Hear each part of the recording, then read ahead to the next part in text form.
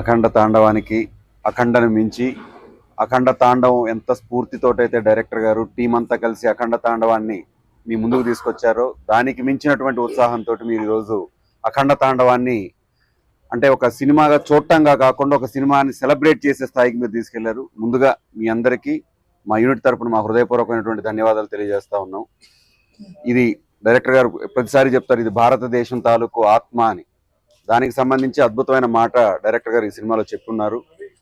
అమ్మ పాలు తాగి అజీర్తి చేసిన వాడు ఎవడూ లేడు, కల్తీ పాలు తాగి ఆరోగ్యంగా ఉన్నవాడు ఎవడూ లేడు.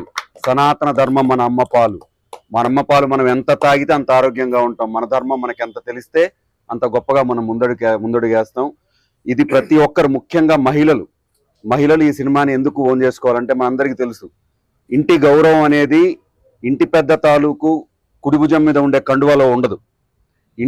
ఎవరైతే ఇంటి మహాలక్ష్మి ఉంటుందో ఆవిడ కుంకుమలో ఉంటది, ఆ సింధూరంలో ఉంటది. ఆ సింధూరం కోసం శివుడే దిగొచ్చి చేసిన తాండవం ఈ సినిమా. ఆ సినిమా అద్భుతంగా మీరు అందరూ ఆదరిస్తారని మనస్ఫూర్తిగా నమ్ముతూ మాకు అవకాశం ఇచ్చిన మా గురువు గారికి మనస్ఫూర్తిగా మరొకసారి ధన్యవాదాలు తెలియజేస్తాను.